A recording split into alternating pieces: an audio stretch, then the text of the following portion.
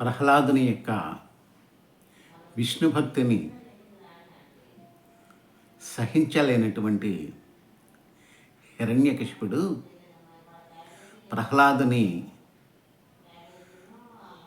మూర్ఖులైనటువంటి రాక్షసుల సేనలకు అప్పగించి ఎన్ని రకాలుగా బాధించాలో అన్ని రకాలుగా బాధించడానికి అనుజ్ఞ ఇవ్వడం అనేటటువంటిది చేశాడు. ఆ రాక్షసులు ప్రహ్లాదుని శూలములతో పొడిచి గదలతో మోది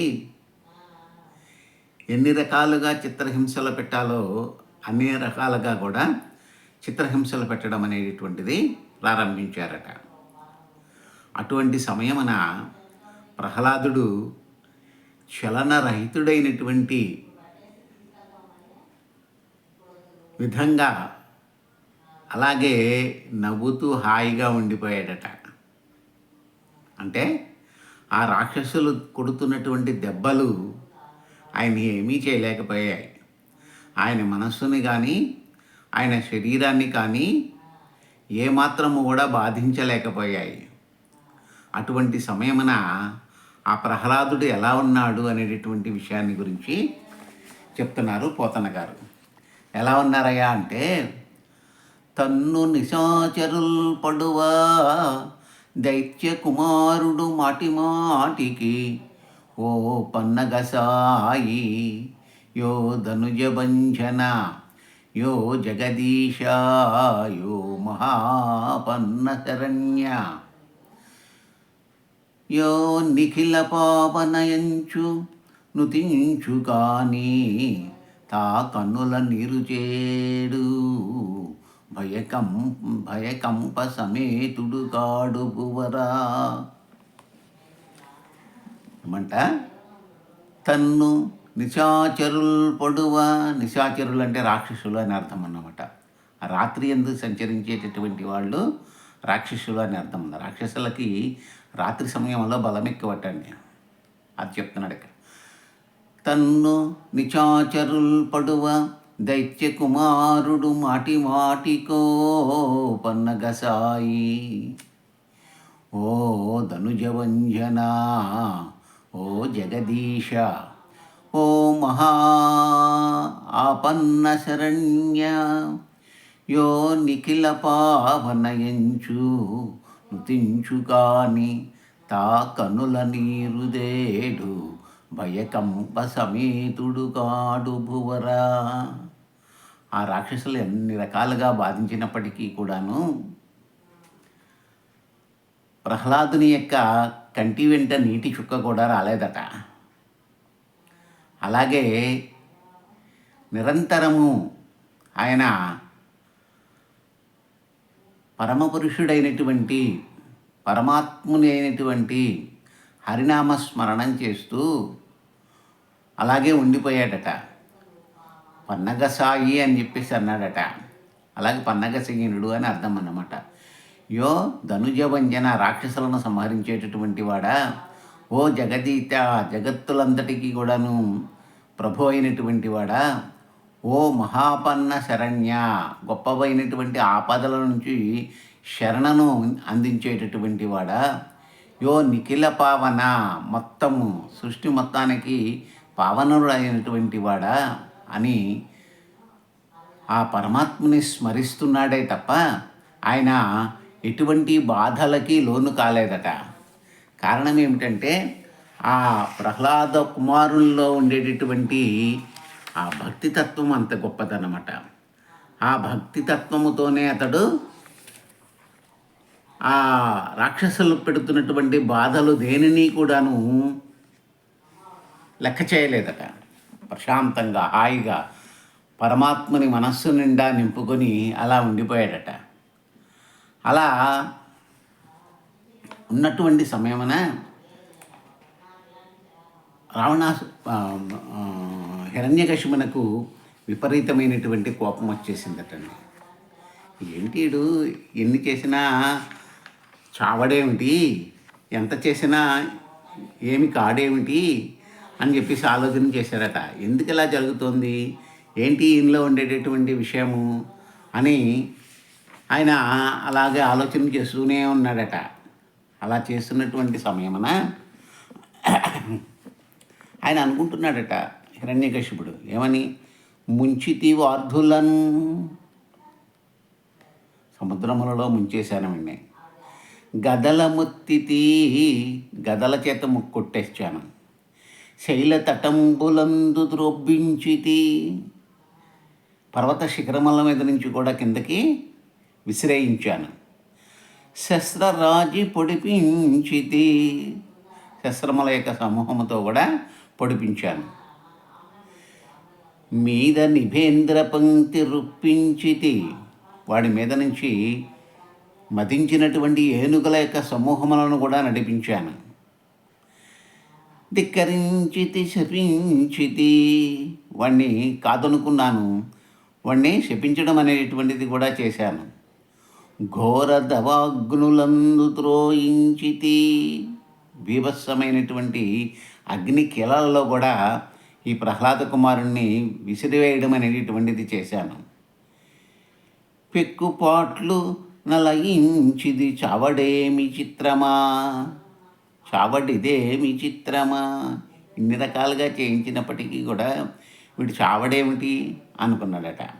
ముంచితి వార్ధులన్ గదల ముత్తితి శైలతటంబులందు ద్రొబ్బించితి శస్త్రరాజి పొడిపించితి మీద నిభేంద్ర పంక్తి రుప్పించితి ధిక్కరించితి శపించితి ఘోరదవాగ్నులందు ద్రొబ్బించితి పెక్కుపాట్లు నలయించితి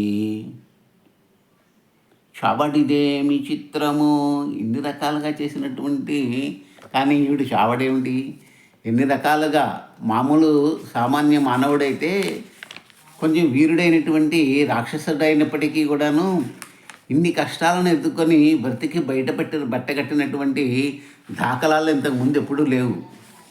కానీ వీడేమిటి, ఎంత చేసినా కానీ వీడు చావడం లేదు, ఎందుకని ఇలా జరుగుతోంది అని చెప్పేసి ఆలోచనలో పడ్డాడట హిరణ్యకశిపుడు. చివరికి ఏమన్నాడో చూడండి. శ్రీ మహావిష్ణువు భక్తుడైనటువంటి ఆ ప్రహ్లాదుడు తండ్రి పెట్టినటువంటి కష్టములన్నింటినీ కూడాను చక్కగా భరించడం అనేటటువంటిది చేశాడట. ఎందుకు వీడికి అవడం లేదు, అసలు వీడికి ఉన్నటువంటి బలం ఏమిటి, ఎక్కడి నుంచి వచ్చింది ఇంత ధైర్యం ఈయనకి అని చెప్పేసి ఎన్ని రకాలుగా ఆయన బుర్రబద్దలు కొట్టుకున్నా దానికి సమాధానం దొరకలేదట. అలాగే అడుగుతున్నాడు చూడండి. బలయుతులకు దుర్భరులకు బలమెవ్వడు, నీకు నాకు బ్రహ్మాదులకు బలమెవ్వడు, ప్రాణులకును బలమెవ్వడు, అట్టి విభుడు నాకు బలము సురేంద్ర. ఎవడయ్యా నీకు బలము, నీకు బలాన్ని ఇచ్చినటువంటి వాడెవడు, ఇంత ధైర్యంగా నువ్వు ఎలా ఉండగలుగుతున్నావు, ఏ బలం చూసుకొని నువ్వు ఈ విధంగా వెర్రవీగుతున్నావు, తండ్రి మాట కూడా కాదని. రాక్షస పుట్టక పుట్టి రాక్షస స్వభావము లేకుండా బ్రతుకుతున్నావు, కాబట్టి ఎవడరా నీకు దిక్కు, ఎవడన్న చూసుకొని నీవు ఈ విధంగా ప్రవర్తిస్తున్నావు అని చెప్పేసి అని హిరణ్యకశిపుడు ప్రహ్లాదుని అడగగా ప్రహ్లాదుడు చెప్పినటువంటి సమాధానం అన్నమాట ఇది. బలయుతులకు దుర్బలులకు బలమెవ్వడు, బలము కలిగినటువంటి వాళ్ళకి బలము లేనటువంటి వాళ్ళకి ఎవడైతే బలాన్ని అందిస్తాడో, నీకు నాకు బ్రహ్మాదులకు బలమెవ్వడు, నీకు నాకు బ్రహ్మాది దేవతలందరికీ కూడా వెనకున్నటువంటి బలం ఎవరు, అలాగే ప్రాణులకును బలమెవ్వడు, అట్టి విభుడు బలము సురేంద్ర. ఎవడైతే ఈ చరాచర సృష్టి జగత్తుకంతటికి కూడా బలంగా నిలబడ్డాడో అతడు నాకు బలము నా అన్నగారు అని చెప్పేసి అన్నాడట. అతడే నాకు బలము, అతని యొక్క బలము చూసుకొని నేను ఇలా అతని యొక్క బలం చూసుకొని నేను ఇలాగా ఉన్నాను, అతని అండదండల వలన నేను ఇంకా ఇలాగే ఉన్నాను అని చెప్పేసి తండ్రికి సమాధానం చెప్పడం అనేటువంటిది చేశాడట ప్రహ్లాదుడు. దానికి హిరణ్యకశిపుడు అన్నాడటండి, చంపిన చచ్చెదననుచును కంపింపకయోరి పలుకా కఠినోక్తులను నన్ను కుంపించెడు చావునకును తెంపరివై వదరువా అని తెరుగునకుమతి. ఓ దుష్టబుద్ధి కలిగినటువంటి ప్రహ్లాదుడా, ఓరి దుష్టుడా, చంపితే చచ్చిపోతావనేటువంటి భయం అసలు లేదు నీకు. చావు దగ్గర పడుతుందనేటటువంటి భావన కూడా నీలో లేదు. అలాగే చావుకు తెగించినటువంటి వాడు ఏదైనా చేస్తాడట. మనం అంటుంటాం కదండి, పిల్లిని గదిలో పెట్టి కొడితే చివరికి మనకే హాని చేస్తుందట. కాబట్టి ఎప్పుడు కూడా నువ్వు అలా చేయకూడదు. కాబట్టి నీవు చావుకు తెగించినటువంటి వాడివి, నోటికట్టుగా మాట్లాడుతున్నావు, తండ్రి అయినటువంటి నన్నే దూషిస్తున్నావు, ఇది నీకు తగినటువంటి పనేనా అని చెప్పేసి అన్నాడట హిరణ్యకశిపుడు ప్రహ్లాదునితో. అని నన్నే ఎదిరించి మాట్లాడతావా? ఈ జగత్కోటికి అంతటికి కూడా ప్రాణనాథుడిని నేనే కదా, లోకాలకన్నింటికి కూడా ప్రభువుని నేనే కదా, నన్ను కాదని ఎవరినో నీవు ప్రార్థిస్తావా, పూజిస్తావా, సేవిస్తావా? ఇది ధర్మం కాదు. మరి వాడు అసలు ఎక్కడుంటాడు అనుకుంటున్నావు? ఎక్కడున్నాడు వాడు? వాడి కోసం నేను చాలా కాలం వెతికాను, ఎక్కడా దొరకలేదు నాకు. ఒకవేళ వాడు ఉన్నట్లయితే నాకు కనిపించాలి కదా, ఎక్కడా కనిపించలేదు. మరి వాడు ఎక్కడుంటాడు చెప్పవయ్యా అని చెప్పేసి ప్రహ్లాదుని హిరణ్యకశిపుడు ప్రశ్నించడం అనేటటువంటిది చేశాడట. ఎక్కడ గలడే క్రియన్ ఏ చక్కటి వర్తించు ఎట్టి జాడను వచ్చును చక్కడుతూ నిన్ను విష్ణుని పెక్కులు ప్రేలెదవు వాని మృత్యువు పగిదిన్. ఎందుకురా పిచ్చవాగుడు అవుతున్నావు? ఎక్కడున్నాడు నీ హరి? వాణ్ణి చూడంగానే నిన్ను వాణ్ణి కలిపి చంపేస్తాను. ఎందుకలా ప్రలాపనలు చేస్తున్నావు నా దగ్గర అని ఒక్కసారిగా హిరణ్యకశిపుడు తనలో ఉండేటటువంటి ఆ క్రోధాన్ని ఆపుకోలేక ప్రహ్లాదుని మీద తన యొక్క మాటల ప్రవాహాన్ని కురిపించడం అనేటటువంటిది చేశాడట. అని హుంకరించి మాట్లాడేసరికి ప్రహ్లాదుని యొక్క మనస్సు పులకాంకితములతో నిండిపోయిందట. మనసులో శ్రీ మహావిష్ణువునికి ఒక నమస్కారం చేసుకున్నాడట. చేసుకొని చక్కగా నాట్యం చేస్తూ శ్రీ మహావిష్ణువు ఎక్కడైనా ఉంటారు నాన్నగారు, ఇక్కడ అక్కడ అని వెతకడాల్సిన అవసరం లేదు, ఎక్కడైనా ఉన్నాడు శ్రీ మహావిష్ణువు అని చెప్పేసి అన్నాడట. ఏమన్నాడు చూడండి. కలడంబోది కలండు గాలిన్ కలడ్ ఆకాశంబునన్ కుంభినిన్ కలడగ్నిన్ దిశలన్ పగళ్ళ నిశలన్ కజ్యోత్త చంద్రాకృతం చంద్రాత్మలన్ కలడోంకారమునన్ త్రిమూర్తులన్ త్రిలింగ వ్యక్తులం దంతటన్ కలండు ఈశ్వరుండు కలండు తండ్రి వెతకంగా నేలనియాయడన్.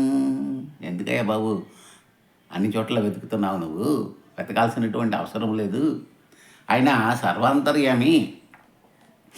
ఆ సర్వాంతర్యామి అయినటువంటి శ్రీ మహావిష్ణువు లోకాలన్నింటిలో కూడా వ్యాపించి ఉన్నాడు. నీలో ఉన్నాడు, నాలోడు ఉన్నాడు. ఎక్కడెక్కడ ఉన్నాడని చెప్తున్నాడు. కలడంబోది ఎక్కడ ఉన్నాడట? సముద్రంలో కూడా ఉన్నాడట. ఇంకెక్కడ ఉన్నాడట? కలండు గాలి, గాలిలో కూడా ఉన్నాడట. కలడాకాశంబునన్ కుంభినిన్, ఆకాశములో ఉన్నాడు. కుంభిని అంటే భూమి మీద కూడా ఉన్నాడు. అలాగే కలడగ్ని, అగ్ని యందు కూడా ఉన్నాడట. అంటే పంచభూతాలన్నీ కూడా నిండి ఉన్నటువంటి వాడు శ్రీ మహావిష్ణువు. పంచభూతాలన్నింటినీ కూడా తనలో ఇమిడ్చుకున్నటువంటి వాడు శ్రీ మహావిష్ణువు. కలడగ్ని దిశలన్, దిక్కులలో కూడా ఉన్నాడు. పగళ్ళన్ నిశలన్, పగట్టులోను అలాగే రాత్రి సమయాల్లో అన్ని వేళలలో కూడా ఆయన ఉండి తీరుతున్నాడు. అలాగే ఖజ్యోత చంద్రాత్మలన్, సూర్యచంద్రులందరిలో కూడా, రాత్రి పగళ్ళందరిలో కూడా, ఆత్మలో కూడా ఆయన ఉన్నాడు. ప్రతి ఆత్మలో కూడా ఆయన ఉన్నాడయ్యా అని చెప్తున్నాడు.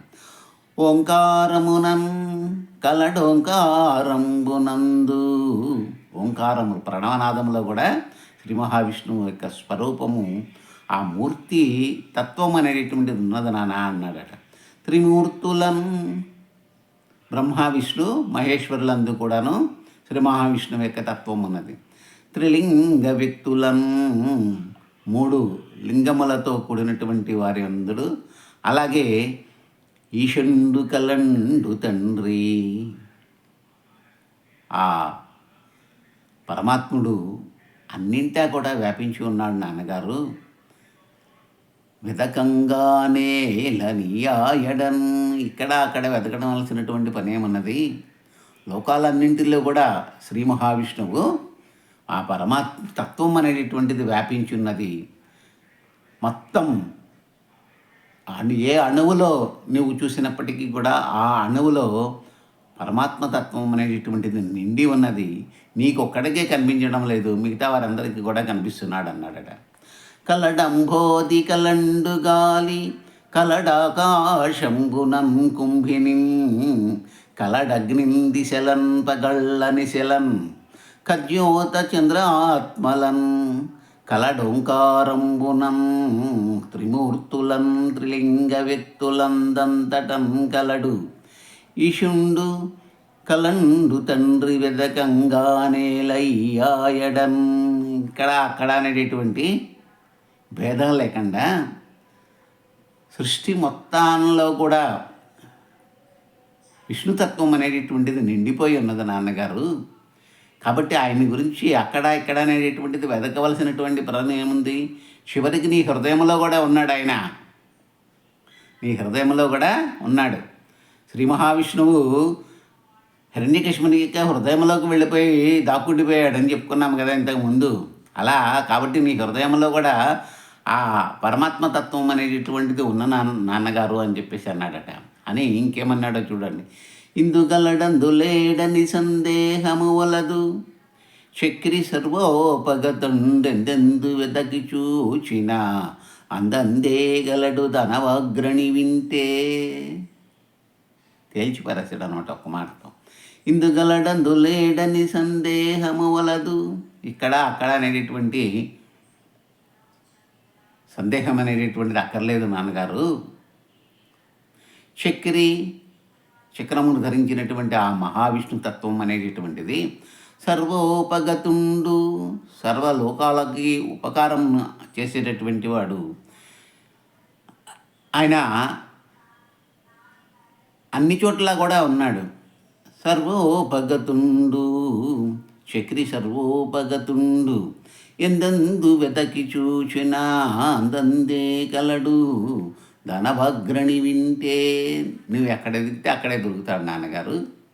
శ్రీ మహావిష్ణువు యొక్క తత్వము లోకాలన్నింటిలో కూడా వ్యాపించిపోయి ఉన్నది అని చెప్పేసి అనేసరికి శ్రీ మహావిష్ణువు యొక్క తత్వాన్ని గురించి ప్రహ్లాదుడు అలా చెప్పేసరికి హిరణ్యకశిపునికి ఎక్కడ లేని కోపం మరలా వచ్చిందట. వీడిని ఏ విధంగా మార్చగలను నేను? ఏం చేస్తే వీడు మారతాడు? ఎలాగా వీడితో అని ఆలోచన చేశాడట హిరణ్యకశిపుడు. చివరికి ఏం చేశాడట? డింభక, వరై పిల్లవాడా, అన్ని చోట్ల పద్మాక్షుడు ఉంటాడని గొప్పగా చెప్తున్నావు, ఆర్భాటంగా చెప్తున్నావు. ఆ శ్రీహరిని నీవు ఇదిగో ఈ స్తంభములో చూపించగలవా అని అన్నాడట. డింబక సర్వస్థలముల అంబోరుహ నేత్రుడుండు అనుచు మిగుల సంభ్రమంబున పలికెదవు. సరే అలా అన్నాడు. డింబక సర్వస్థలముల అంబోరుహ నేత్రుడుండు అనుచున్. డింబక సర్వస్థలములన్ అంబోరుహ నేత్రుడుండు అనుచు మిగుల సంభ్రమంబున పలికెదవు. చాలా గొప్పగా చెప్తున్నావయ్యా. అన్ని చోట్ల ఉంటాడు శ్రీ మహావిష్ణువు అనేటటువంటి పదాన్ని చాలా గొప్పగా చెప్తున్నావు, చాలా నమ్మకంగా చెప్తున్నావు. ఈ స్తంభమునందు చూపగలవే చక్రిన్ గిక్రిన్. ఈ స్తంభంలో నువ్వు అనుకున్నటువంటి ఆ చక్రహస్తుడు అన్నాడే శ్రీ మహావిష్ణువు, పనికి మాలినవాడు, గిక్రిన్ అని చెప్పేసి అంత ఎగతాళి భావనతో మాట్లాడాడో చూడండి. చక్రిన్ గిక్రిన్ వాడిని ఈ స్తంభంలో చూపగలవా అని చెప్పేసి అని అడిగాడట. అప్పుడు ఆ భక్తవత్సలుడైనటువంటి ప్రహ్లాదుడు ఈ విధంగా సమాధానం చెప్పాడట. ఏమని? అంభోజాసనుడాదిగా గల తృణపర్యంతంబు విశ్వాత్ముడై సంభావంబుననుండు ప్రోఢ విపుల స్తంభంబునందుండడే. స్తంభాంతర్గతుండయ్యు ఉండుటకు నే సందేహం లేదు. నిర్ద్వంబత్వంబున నేడు కనబడు ప్రత్యక్ష స్వరూపంబునన్. అంబోజాసనుడదిగా గల తృణపర్యంతంబు విశ్వాత్ముడై సంభావంబుననుండు ప్రోఢ విపుల స్తంభంబునందుండడే. స్తంభాంతర్గతుండయ్యు ఉండుటకు నే సందేహమున్ లేదు. నిర్ద్వంబత్వంబునేడుగానబడు ప్రత్యక్ష స్వరూపంబునన్. బ్రహ్మ మొదలగు దేవతల యందు, సృష్టికర్తల యందు, అలాగే గడ్డి పరకలో కూడా ఆ మహావిష్ణువు యొక్క తత్వం అనేటటువంటిది ఇమిడిపోయింది నాన్నగారు. అలా బ్రహ్మ పర్యంతము, సృష్టి పర్యంతము నిండి ఉన్నటువంటి ఆ పరబ్రహ్మతత్వం అనేటటువంటిది, విష్ణుతత్వం అనేటటువంటిది బ్రహ్మాండమంతా చివరికి గడ్డి పరక వరకు ఉన్నటువంటి విష్ణుతత్వం అనేటటువంటిది అంతా కూడాను ఈ స్తంభంలో మాత్రం ఎందుకు ఉండదు నాన్నగారు అన్నాడట. తప్పకుండా ఆ స్తంభంలో కూడా శ్రీ మహావిష్ణువు యొక్క తత్వం అనేటటువంటిది ఉంటుంది అని చెప్పేసి ఆయన చెప్పగానే ఒక్కసారిగా ఉగ్రుడైనటువంటి హిరణ్యకశిపుడు వినరాడింబక ముడచిత్త గరిమన్ విష్ణుండు విశ్వాత్మకుండని భాషించెదవైనా ఇందుగలడే అంచున్ మదోద్రేకి అయి ధనజేంద్రుండరచేత వేశను మహోదగ్ర ప్రభాశుంభమున్ జనదృగ్భీషణడంభమున్ హరిజను సంరంభమున్ స్తంభమున్. ఒక్కసారిగా విపరీతమైనటువంటి కోపోద్రిక్తుడైనటువంటి హిరణ్యకశిపుడు వినరాఢింబక మూఢచిత్త గరిమన్ విష్ణుండు విశ్వాత్మకుండని భాషించెదవైనా ఇందుగలడే అంచున్ మదోద్రేకి అయి ధనుజేంద్రుండరచేత వేశను మహోదగ్ర ప్రభాశుంభమున్ జనదృగ్భీషణదంభమున్ హరిజను సంరంభమున్ స్తంభమున్.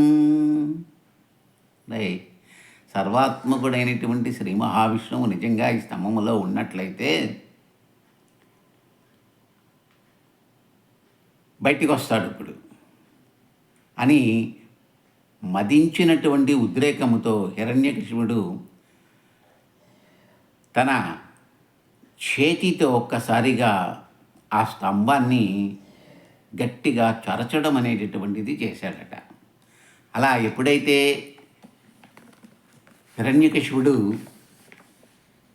తన ఎదురుగా ఉన్నటువంటి ఆ స్తంభము వైపు చూసి, దీనిలో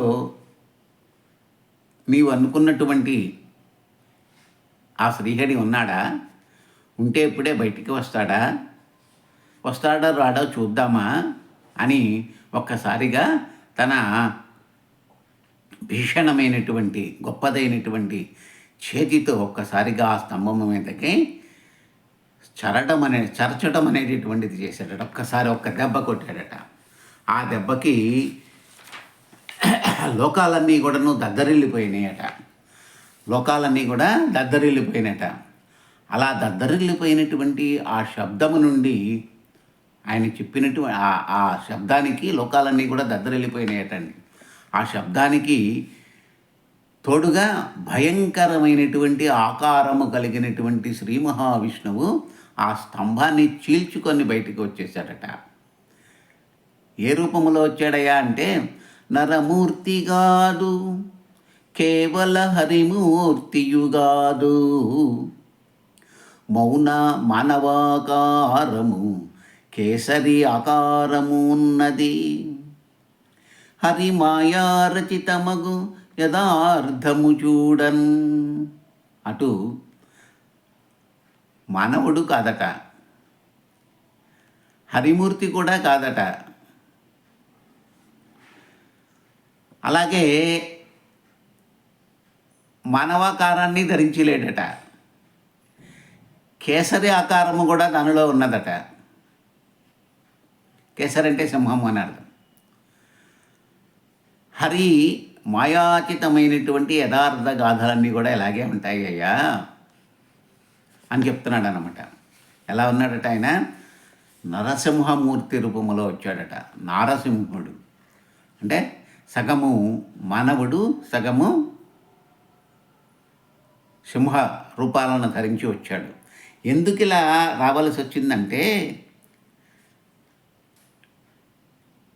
హిరణ్యకశిపుడు బ్రహ్మ వలన వరాలను పొందినటువంటి వరప్రభావం చేత అలా వచ్చాడు.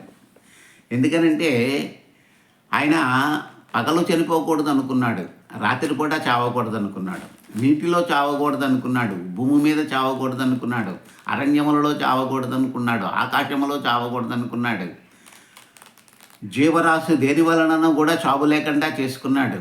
అలాగే దేవతల వలన చావు లేకుండా చేసుకున్నాడు, రాక్షస వలన చావు లేకుండా చేసుకున్నాడు, యక్ష కిన్నెర కింపురుషాది దేవగణముల వలన కూడా చావు లేకుండా కోరుకున్నాడు, పగలు రాత్రి కూడా చావు లేకుండా కోరుకున్నాడు, భూమి మీద కూడా చావకూడదు అనుకున్నాడు.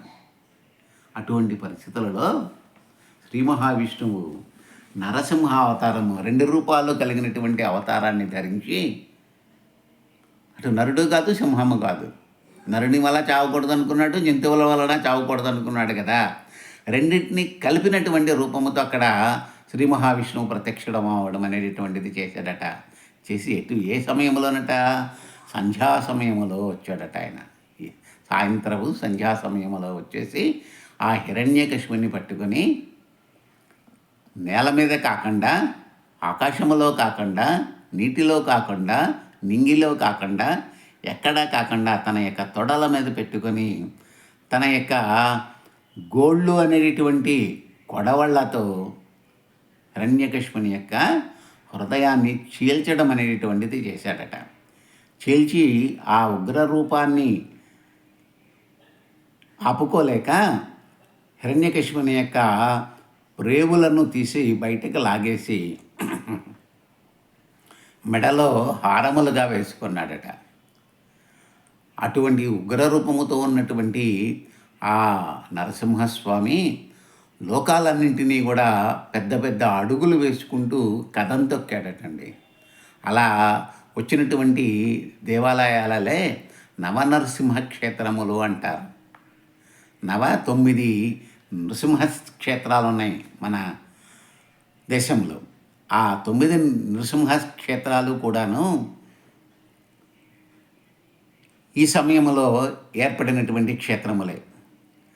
ఆయన యొక్క ఉగ్ర రూపాన్ని ఆపుకోలేక ఆయన పెద్ద పెద్ద అడుగులు వేసుకుంటూ నడిచెళ్ళాడట. ఆయన ఎక్కడ అడుగేస్తే అక్కడ ఒక నృసింహక్షేత్రం అనేటటువంటిది ఏర్పడడం అనేటటువంటిది చేశారట. అలా ఉగ్ర రూపం ధరించినటువంటి ఆ శ్రీ మహావిష్ణువుని శాంతింపచేయడానికి దేవతలందరూ కూడా జయ జయధ్వానాలు చేశారట. చివరికి ప్రహ్లాదుడు వెళ్ళి, నాయనా నీ మహిమ తెలియనటువంటి నా తండ్రి నిన్ను నిందించాడు,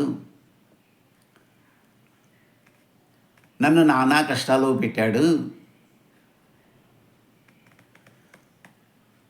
అతని యొక్క వరగర్వము ఇంతటి ప్రభావానికి కారణమైనది. అవివేకి అయినటువంటి నా తండ్రి హిరణ్యకశిపుని క్షమించు నాయన,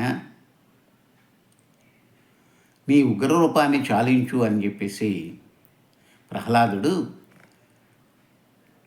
శ్రీ మహావిష్ణువుని కీర్తించి నృసింహ రూపంలో ఉండేటటువంటి శ్రీ మహావిష్ణువుని స్తుతించి అతని యొక్క ఉగ్ర రూపాన్ని తగ్గించడానికి ప్రయత్నం చేశాడట.